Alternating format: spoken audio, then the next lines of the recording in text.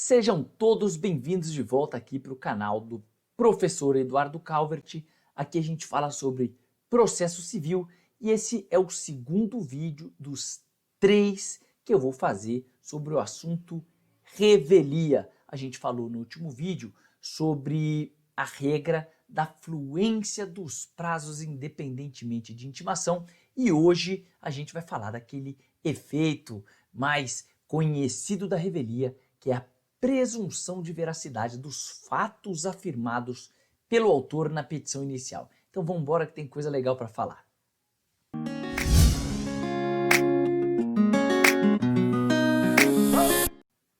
O autor, ele tem o ônus de afirmar suas razões para demandar adequadamente, ou seja, ele precisa descrever os fatos que fundamentam os seus pedidos. Isso é um dos requisitos da petição inicial nos termos do 319 do Código de Processo Civil. O réu, por sua vez, ele tem o ônus de fazer afirmações contrárias àquelas do autor e de estabelecer controvérsia no processo. O que é a controvérsia? Essas são palavras do Carnelucci. É o conflito entre alegações incompatíveis entre si. Então, o réu tem o ônus de apresentar a contestação e na contestação fazer afirmações que sejam contrárias àquelas afirmações que tenham sido feitas pelo autor na petição inicial, seja negando a existência de um determinado fato, por exemplo, ou seja, negando as circunstâncias daquele fato como foram descritas pelo autor na petição inicial. É na contestação que o réu ele deve estabelecer essa controvérsia. É na contestação que incumbe ao réu falar o quê? Manifestar-se precisamente sobre as alegações de fato constantes da petição inicial.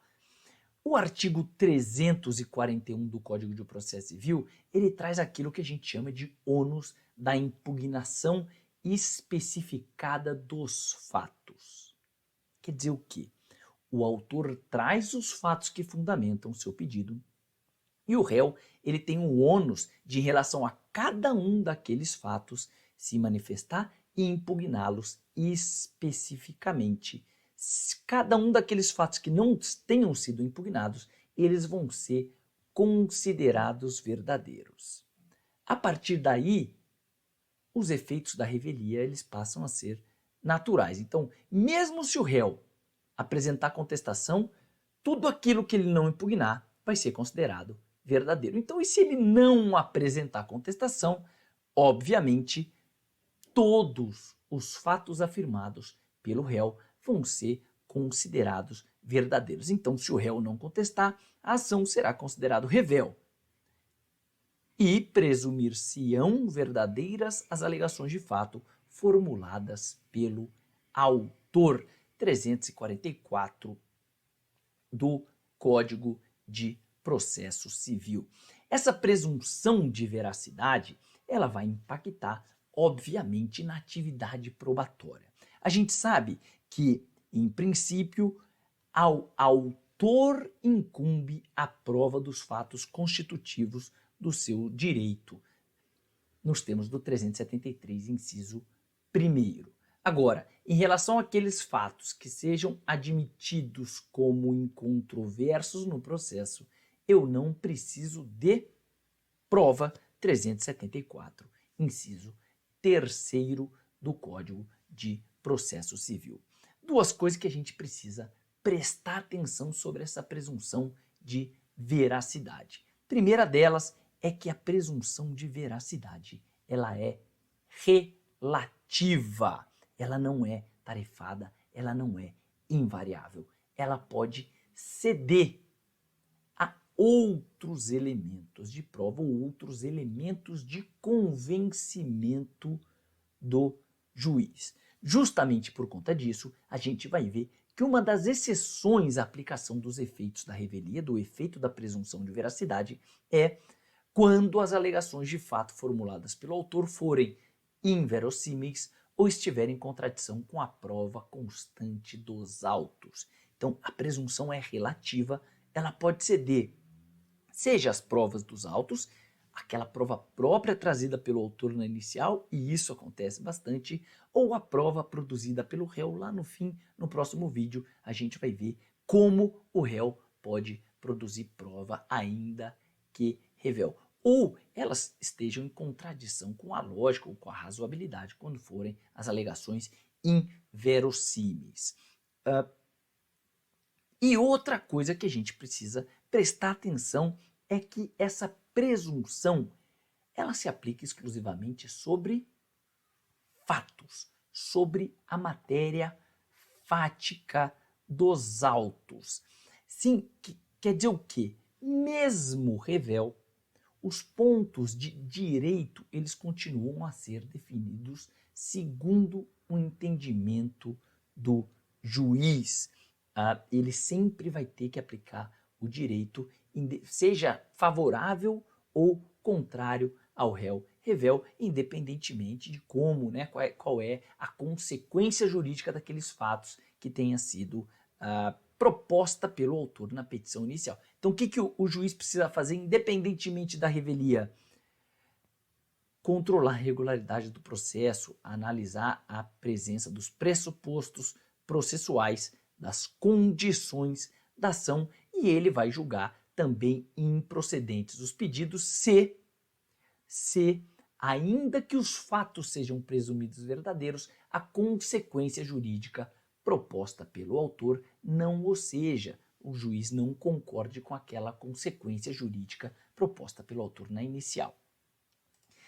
O artigo 345, ele traz em seus 4 incisos exceções à aplicação desse efeito de presunção de veracidade que é apontada pelo artigo 344. Nessas hipóteses aqui eu tenho exclusão dos efeitos da revelia, especialmente o efeito de presunção de veracidade, mas eu não tenho a exclusão da revelia em si. O réu continua sendo considerado revel, ainda que de alguma forma eu não presuma verdadeiros os fatos da petição inicial.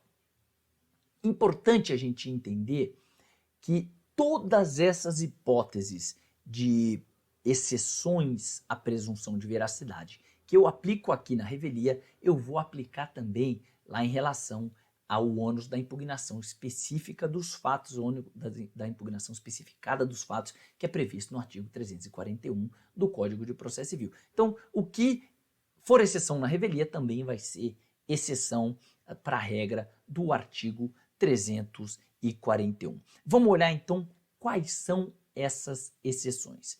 Inciso 1º, havendo pluralidade de réus, algum deles contestar a ação. Ou seja, se eu tenho 2 ou mais réus, a contestação apenas de um deles, ainda que os outros sejam revéus, ela pode beneficiar os revéus. Como ela vai beneficiar? Isso aqui a gente precisa prestar atenção. A ideia é que toda controvérsia que tenha sido instaurada nos autos a partir de qualquer contestação, da contestação de qualquer dos litisconsortes, ela passa a integrar aquelas questões que o juiz vai ter que conhecer e que vão influenciar no resultado da sentença. Olha lá, isso aqui é do Cândido Dinamarco, ele ensina isso pra gente, ele explica bem. Uma vez implantada a dúvida fática no processo, ou seja, uma questão de fato, ela fica adquirida pelo processo. E a sentença, que vai ser única, ela deve concluir de um modo só. Ou que os fatos se deram como o autor afirmara, ou não. Não é possível isolar a situação de cada um dos réus e na mesma sentença eu admitir como verdadeiro um fato em relação a um dos réus, mas esse mesmo fato eu não admitir como verdadeiro em relação a outro réu. Eu vou ter que admitir os fatos como verdadeiros ou não verdadeiros para todos os réus na mesma sentença. Então, a partir desse raciocínio, o que eu concluo? Essa exceção ela só tem aplicação em relação àquelas controvérsias que tenham sido instauradas pelo litisconsorte e que beneficiem a posição do réu revel, ou seja, que sejam relevantes para a defesa do réu revel. Imagina só que eu tenho como réus o devedor principal e o fiador, por exemplo. O fiador, ele comparece nos autos para apresentar a contestação, na qual ele apresenta uma única alegação em sua defesa. Ele fala: a minha assinatura no instrumento de fiança é falsa. Eu não compareci, eu não prestei essa fiança. Ponto, minha única defesa. Se o devedor original ele for revel, essa contestação apresentada pelo fiador, pelo corréu, pelo litisconsorte, ela não vai ter qualquer efeito, qualquer benefício ao réu revel. Então eu não aplico a regra do 345, inciso 1º. Olha lá, o STJ ele já julgou um caso bem parecido e essa ementa aqui, que é extraída do voto do Antônio Carlos Ferreira, ele explica bem. Olha lá, ó, o simples fato de um dos litisconsortes ter apresentado contestação não é suficiente para afastar os efeitos da revelia ao litisconsorte revel. É imprescindível que o contestante impugne fato comum a ambos.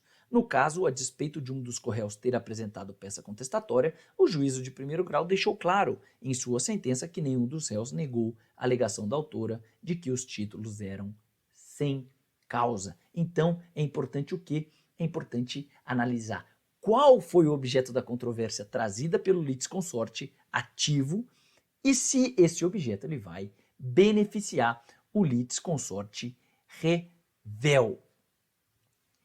E presta atenção, esse dispositivo 345, inciso 1º, só para terminar esse assunto, ele não faz diferença entre litisconsórcio simples ou unitário. Se eu for ler lá o artigo 117 do Código de Processo Civil, eu posso ter a impressão que no litisconsórcio simples, nunca os atos de um litisconsorte vão beneficiar o outro. Mas isso não é verdade.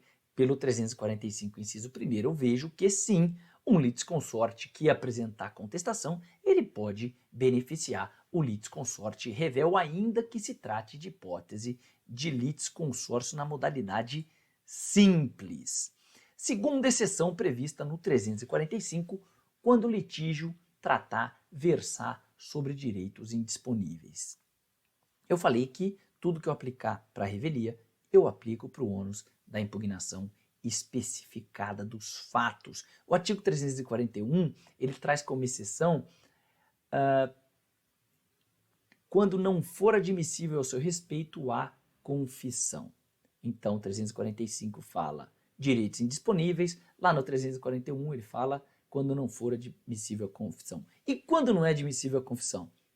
392 do Código de Processo Civil fala que não vale como confissão a admissão em juízo de fatos relativos a direitos indisponíveis. Então, a exceção, aos efeitos da revelia ou aos efeitos do ônus da impugnação especificada dos fatos, é a mesma, ou seja, direitos indisponíveis, direitos que não admitam confissão. O Código de Processo Civil, ele não traz uma explicação sobre quais são os direitos considerados indisponíveis. E olha só, é difícil mesmo procurar no ordenamento jurídico um rol exaustivo, falar todos os direitos disponíveis estão aqui. Normalmente eu vou falar sobre ações de Estado e aquelas ações que envolvem o interesse de incapazes. Sempre aqui eu vou ter interesses indisponíveis e por isso eu não vou aplicar os efeitos da revelia. E a fazenda pública, aplica ou não aplica os efeitos da revelia? Olha só, eu tenho o princípio da indisponibilidade do patrimônio público e por conta desse princípio existem diversos precedentes, inclusive do STJ, no sentido de que eu não aplico os efeitos da revelia à fazenda pública, tendo em vista a indisponibilidade do patrimônio público. Tranquilo entendimento na jurisprudência, a gente pode ir seguro nele. A doutrina concorda muito com isso, a doutrina não concorda lá muito com essa solução fechada pela não aplicação dos efeitos da revelia à fazenda pública. ela normalmente a doutrina vai falar que a aplicação ou não dos efeitos da revelia vai depender da matéria debatida nos autos. Toda vez que eu debater nos autos, ainda que se trate de fazenda pública, debater patrimônio que esteja compreendido dentro daquilo que a gente fala sobre bens dominicais, ou seja, bens que não são inalienáveis e por isso não são indisponíveis, eu poderia sim aplicar o efeito da revelia, os efeitos, né, da ausência de impugnação especificada. Mas a jurisprudência é bem tranquila no sentido de sempre afastar o efeito da revelia em relação à fazenda pública. Terceira exceção do 345, quando a petição inicial não estiver acompanhada de instrumento que a lei considere indispensável à prova do ato. Em algumas hipóteses, a lei determina que determinados fatos sejam demonstrados de determinada forma. Olha lá o 406 do Código de Processo Civil, ele fala que quando a lei exigir instrumento público como da substância do ato, nenhuma outra prova, por mais especial que seja, pode suprir-lhe a falta. Então, quando eu estou tratando de transmissão da propriedade de bem imóvel, por exemplo, eu tenho que trazer escritura pública. Não adianta, a revelia não vai suprir a necessidade. Olha lá, o 819 do Código Civil, por exemplo, ele fala que a fiança exige sempre instrumento escrito. Por isso é da essência do ato, por isso eu preciso desse instrumento para provar a existência da fiança. Se esses instrumentos não estiverem presentes, eu não vou aplicar os efeitos da revelia. No ônus da impugnação especificado, 341, inciso 2º, a exceção que ele fala é quando a petição inicial não estiver acompanhada de instrumento que a lei considerar da substância do ato. Me parece que as exceções são idênticas, aplicam-se indistintamente aí para revelia e para o ônus, né, a ausência de impugnação específica dos fatos. Quarto e última exceção do 345, essa aqui é legal, né? Quando as alegações de fato formuladas pelo autor forem inverossímeis ou estiverem em contradição com a prova constante dos autos. A disposição específica no Código de Processo Civil é novidade do atual diploma, mas decorre de uma constatação lógica que já era aplicada de forma bastante tranquila antes mesmo da vigência do atual Código de Processo Civil. Ou seja, quando os fatos forem inverossímeis, forem improváveis, forem impossíveis, eu não vou aplicar o efeito da revelia. Como a gente disse, a presunção decorrente da revelia ela é uma presunção relativa, ela pode ceder diante de outros elementos de convencimento. O juiz, ele sempre forma o seu convencimento pela livre apreciação dos elementos dos autos. No caso da revelia, ou seja, eu aprecio livremente todos os elementos que sejam trazidos pelo autor da inicial, mas eu também, juiz, aplico o quê? Regras de experiência comum subministradas pela observação do que ordinariamente acontece, artigo 375 do Código de Processo Civil. Quer dizer o quê? Que quando os fatos alegados pelo autor sejam absolutamente inverossímeis, ou seja, não convencerem um juiz, ainda que eu aplique o efeito da revelia, o juiz ele pode sim determinar a abertura da instrução probatória justamente para que o autor faça a prova daquele fato.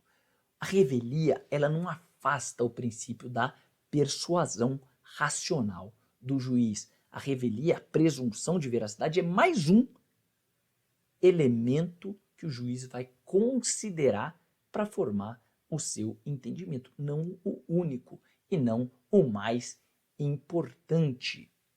Então o juiz pode, se ele tiver dúvida da possibilidade de ocorrência daqueles fatos como descritos pelo autor, ele pode sim determinar que o autor produza a prova a respeito daqueles fatos. Então, Última exceção, quando as alegações de fato formuladas pelo autor forem inverossímeis ou estiverem em contradição com a prova constante dos autos. Então era isso aqui que a gente tinha para falar sobre a presunção de veracidade e sobre as exceções desse efeito da revelia. E no próximo vídeo a gente vai falar, para terminar esse assunto, sobre a atuação do réu revel no processo.